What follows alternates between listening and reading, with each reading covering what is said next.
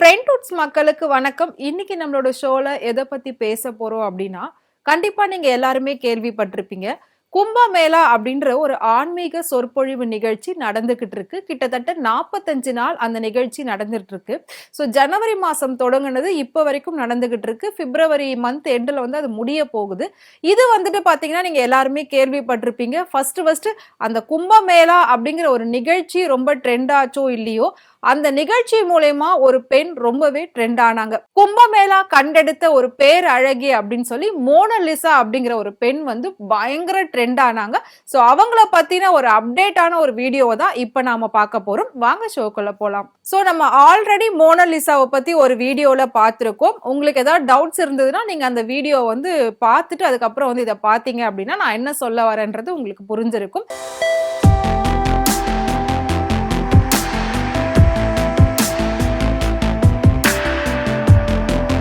மகா கும்பமேளா அப்படிங்கிறது 12 வருஷத்துக்கு ஒரு முறை நடக்கக்கூடிய ஒரு ஆன்மீக நிகழ்ச்சி. அது வந்து பாத்தீங்கன்னா திரிவேணி சங்கமம், அதாவது கங்கை, யமுனை, சரஸ்வதி இந்த 3 நதிகளும் சங்கமிக்கக்கூடிய ஒரு இடம் திரிவேணி சங்கமம்னு சொல்லுவாங்க. அதுல போயிட்டு பாத்தீங்கன்னா லட்சக்கணக்கான பக்தர்கள் புனித நீராடுவாங்க. தான் செஞ்ச பாவங்கள்லாம் பாத்தீங்கன்னா அந்த நீராடும் போது அதுல போயிடும் அப்படின்றது ஒரு ஐதீகம். அதுக்காகவே இந்தியால மட்டும் கிடையாது, உலக நாடுகள்ல இருந்து பல லட்சம் மக்கள் வந்து படை எடுத்துக்கிட்டு இருக்காங்க இந்த கும்பமேளால கலந்துக்கிறதுக்காக அப்படின்னு சொல்லலாம். இவ்ளோ ஏன் பிரதமர் மோடி, குடியரசுத் தலைவர் திரௌபதி முர்மு, அமித்ஷா அந்த இடத்துல போயிட்டு புனித நீராடுறதுக்காக நிறைய பேர் வந்து முன் வந்துகிட்டு இருக்காங்க. இப்ப வரைக்கும் அது நடந்துகிட்டே இருக்கு. இந்த நிகழ்வுகளை பல நிகழ்வுகள் நடந்துகிட்டு இருக்கு ரொம்ப ட்ரெண்டிங்கா. அதுல ஃபர்ஸ்டா ரொம்பவே வைரலா போன ஒரு விஷயம் என்ன அப்படின்னா, அங்க வந்துட்டு ஊசி பாசி மணிகள் விற்கக்கூடிய ஒரு பெண் மோனலிசா, அவங்களுக்கு வெறும் 16 வயசு தான் ஆகுது அப்படின்னு சொல்லியிருந்தாங்க. அந்த பெண் வந்து அந்த மாதிரி மாலைகள் விற்கும் போது அவங்கள ஒருத்தவங்க வீடியோ எடுத்து அதை வந்துட்டு சோசியல் மீடியால ஷேர் பண்ணியிருந்தாங்க. அந்த பொண்ணோட ஒரு நல்ல நேரமோ என்னவோ அந்த போட்டோ பயங்கர வைரல் ஆச்சு. அவ்வளோ பேருமே அந்த பெண் அவ்வளோ ஒரு பேரழகா இருக்காங்க, ரொம்ப அழகா இருக்காங்க, நேச்சுரல் லுக்கா இருக்காங்க, அவங்களுடைய கண் வந்துட்டு ஈர்க்கக்கூடிய தன்மையில இருக்கு அப்படின்னு சொல்லி பல லட்சம் பேர் அந்த போட்டோ வந்து ஷேர் பண்ணி பயங்கரமா வந்துட்டு வைரல் ஆச்சு அப்படின்னு சொல்லலாம். அடுத்து அந்த போட்டோ வைரல் ஆனதுக்கு அப்புறம் அந்த போட்டோவை வச்சு நிறைய பேர் ஏஐ எல்லாம் வந்து பண்ணி மத்த ஆக்ட்ரஸோட கம்பேர் பண்ணி எல்லாம் போட்டிருந்தாங்க. அந்த அளவுக்கு அந்த பெண் வந்து ரொம்ப அழகா இருக்காங்க, அதாவது கும்பமேளா கண்டெடுத்த ஒரு பேர் அழகி அப்படின்னு டைட்டில் எல்லாம் கூட வச்சு அவங்களோட போட்டோஸ் எல்லாம் வந்து நிறைய பேர் போஸ்ட் பண்ணியிருந்தாங்க. இவ்ளோ ஏங்க இவங்களோட அழகை எப்படி ஒப்பிட்டு சொல்லியிருக்காங்க அப்படின்னா, 1993 தான் உலக அழகி பட்டத்தை ஐஸ்வர்யா ராய் வாங்கியிருக்காங்க. அப்போ ஐஸ்வர்யா ராய்க்கு 19 வயசு ஆயிருக்கு. இப்போ மோனலிசாக்கு வந்து 16 வயசு ஆகுது. அப்போ இருந்த ஐஸ்வர்யா ராயோட ஃபேஸை வச்சு பார்க்கும்போது இப்ப இருக்கக்கூடிய மோனலிசாவோட ஃபேஸையும் மேக்கப் போட்டு வச்சதுக்கு அப்புறமா இவங்க 2 பேர்ல யாரு அழகு அப்படின்னு வந்து பார்க்கும்போது எல்லாருமே பாத்தீங்கன்னா மோனலிசா தான் வந்து அழகா இருக்காங்க. உலக அழகி பட்டம் வாங்கும் போது இருந்த ஐஸ்வர்யாவோட ஃபேஸை வச்சு இப்ப இருக்கிற மோனலிசா வச்சு பார்க்கும்போது மோனலிசா தான் வந்துட்டு உலகத்திலே அழகா இருக்காங்க அப்படின்ற மாதிரியான ஒரு விஷயம் இப்ப பயங்கரமா பரவிக்கிட்டு இருக்கு. இப்படிதான் நிறைய பேர் வந்து சொல்லிட்டுமே இருக்காங்க.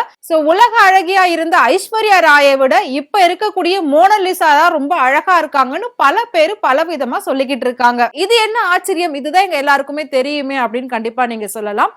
அந்த ஒரு பேர் அழகிய பார்த்ததுக்கு அப்புறமா பாலிவுட்ல இருக்கக்கூடிய ஒரு டைரக்டர் என்ன சொல்லியிருந்தார் அப்படின்னா, கண்டிப்பா இந்த பெண்ணுக்காகவே நான் ஒரு படம் எடுப்பேன், அந்த படத்துல இந்த பெண் வந்து ஒரு லீட் ரோல்ல நடிப்பாங்க அப்படின்னு ஒரு அனௌன்ஸ்மெண்ட் கொடுத்திருந்தாரு. இதை நிறைய பேர் பொய் அப்படின்னு சொல்லிட்டு இருந்தாங்க.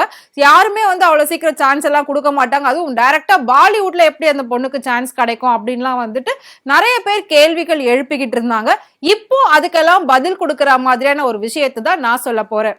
பாலிவுட்ல பெரிய டைரக்டரா இருக்கக்கூடிய சனோஜ் மிஸ்ரா அப்படிங்கிறவர் தான் இந்த வாய்ப்பை அந்த பெண்ணுக்கு கொடுக்கிறாரு. கொடுக்கிறாரு அப்படின்னு சொல்றதை விட கொடுத்தாச்சு அப்படின்னு சொல்லலாம். ஏன்னா அந்த வாய்ப்பு அந்த பெண்ணுக்கு கிடைச்சிருச்சு.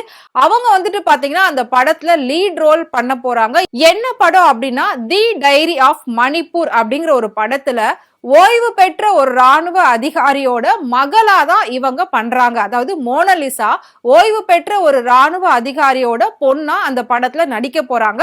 அதுக்கான வேலைப்பாடுகள், அதுக்கான ட்ரைனிங்ஸ் எல்லாமே வந்து நடந்துகிட்டு இருக்கு. மோனலிசாக்கு மேக்கப் டெஸ்ட் பயங்கரமா இருக்கு.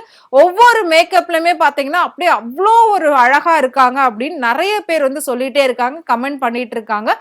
இவ்ளோ ஏங்க அதாவது இதுக்கு முன்னாடி அவங்க வந்து ஊசி பாசி மணிகள் வித்துக்கிட்டு இருந்தாங்க. ஒரு நாளைக்கு 500 ரூபாய்க்கு விக்கிறது அப்படின்றது ரொம்ப பெரிய விஷயமா இருக்குமா அவங்களுக்கு. ஆனா அந்த கும்பமேளால அவங்க ஃபேமஸ் ஆனதுக்கு அப்புறமா நிறைய பேர் அவங்க கூட செல்ஃபி எடுக்க வந்தாங்க. அவங்கள வந்து இன்டர்வியூ எடுக்க வந்தாங்க. அப்படியெல்லாம் எடுக்க வரும்போது ஒரு நாளைக்கு 1000 ரூபாய்க்கு மேல அவங்களுக்கு அந்த ஊசி பாசி மணிகள் வியாபாரமா இருக்கு.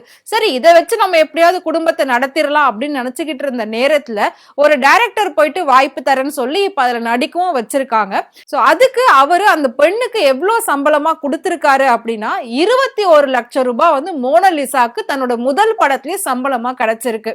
இந்த விஷயத்த பல பேரு பாராட்டிக்கிட்டு வராங்க. இப்படி ஒரு அதிசயம் யாருக்குமே நடக்காது அப்படின்ற மாதிரியும் நிறைய பேர் பேசிட்டு இருக்காங்க. அந்த படத்துக்காக அந்த பொண்ணு பாத்தீங்கன்னா டான்ஸ், மாடலிங், ஆக்டிங் இந்த மாதிரி நிறைய விஷயங்கள்ல ட்ரைனிங் எடுத்துக்கிட்டு இருக்காங்களாம்.